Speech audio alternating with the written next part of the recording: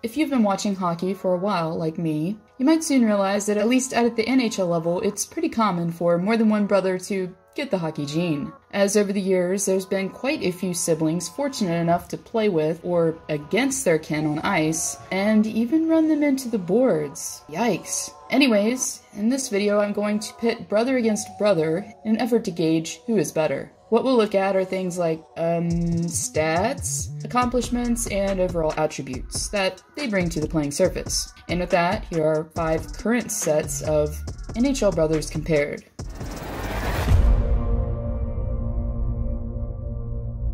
Okay, if you're a 90s kid like me, you might remember this quote from a Disney movie. Once second best, always second best. Well, I guess this isn't exactly a chirp that this pair of siblings could say while referring to each other, as both Jordon and Eric were both taken second overall in the first round. In all seriousness, after being drafted by the Canes in 2003, Eric quickly embraced hockey at the highest level, while tallying an impressive 100 points in his sophomore season with Carolina. And, as you may know, won the cup with the team a couple years later. Eric was the first All to be given the captaincy in Raleigh in 2010, following 4 consecutive 70-point-plus seasons on record. Even though he never reached the triple-digit threshold twice, he was also inducted into the Triple Gold Club after capturing the Stanley Cup and gold medals at Worlds and the Olympics. So, let's see how the younger Stahl fares in comparison. And really, though, Jordon's story is a lot similar to his brother's, as following his draft date, he was immediately added onto the roster in Pittsburgh and put up 42 points in 81 games played as a rookie, while finishing 3rd in Calder votes. And not long after, around 3 years after being selected by the Penguins, Jordon helped his team win their 3rd Stanley Cup in 2009. As far as international competition goes, he's represented Canada 4 times and has a U18 and World Championship gold medal to his name. As far as stats are concerned, though, the forward hasn't been quite as productive as his older brother, but was able to put up 50 points in 62 games with Pittsburgh for the 2011-2012 season, which is his best on record thus far. My pick between the Stahls would have to be Eric, as he does seem to be the more offensively gifted. One interesting stat though, Jordon, while playing closer to 300 fewer games, still come in clutch the most on paper, as he has 1 more overtime goal winner than Eric with 5. Both have also been durable, as Jordon's longtime Ironman streak came to 328 consecutive games, and Eric's 349 games. I guess Mama Stahl fed them their Wheaties back in the day on the farm? Bailing all that hate can make you pretty strong.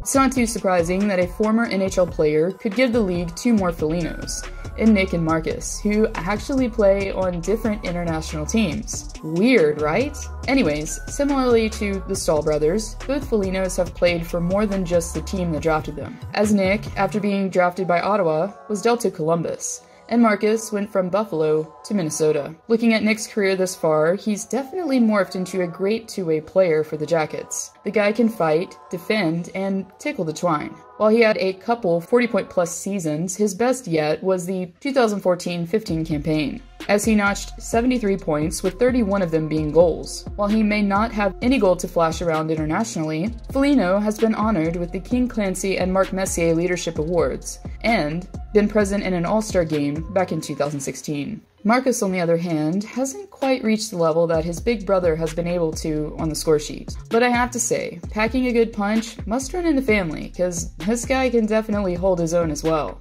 Thus far, out of 563 games played, Marcus has 183 points to his name, with 75 of them being goals. Therefore, this comparison is pretty one-sided, with Nick, who has a more lengthy career and slightly better numbers overall, with 466 points and 908 games played. But I have to say, I like the younger Foligno's leap slightly better.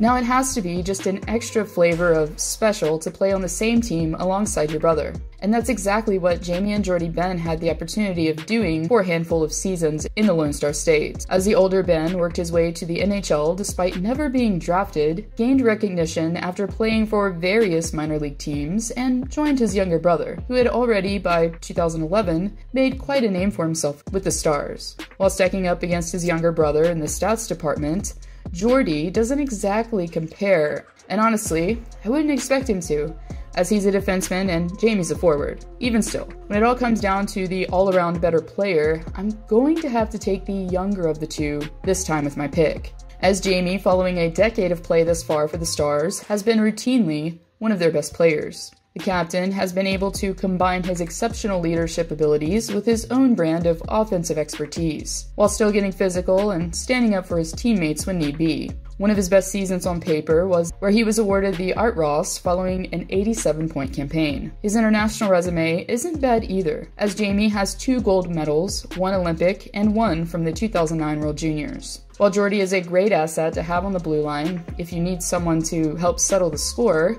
but when it comes down to it, Jamie has been the all-around better player, in my opinion.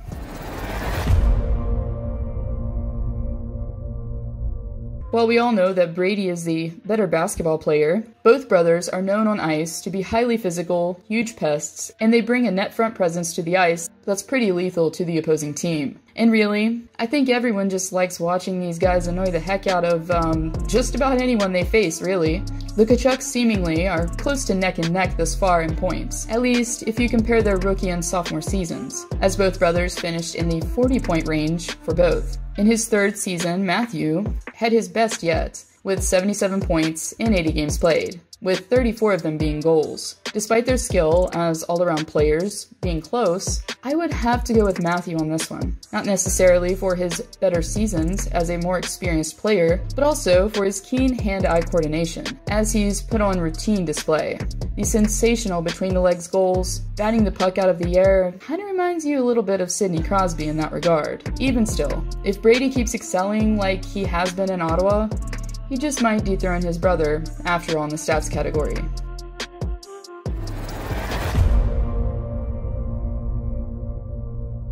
Definitely a different scenario here that you don't see every day. One brother's drafted 7th overall, plays a handful of games in his first season, only to come back to the NHL with a vengeance in the next one and instantly inserting himself into the Calder conversation. On the other hand, another, who was seen as a prodigy ranked above his brother in draft order, has the opportunity to capture the Calder from him only to tank into mediocrity instead.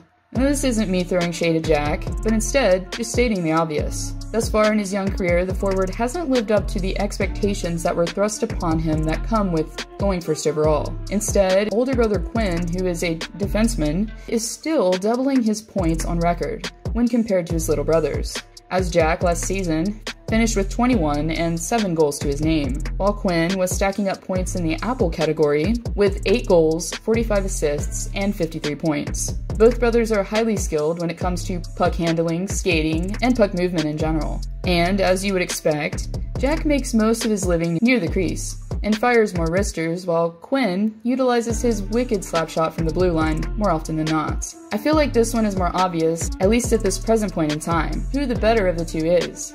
It's Quinn, Huggy Bear Hughes. Quinn Hughes in alone. Beauty. Wow. That young lad's a defenseman? That's better hands than I had.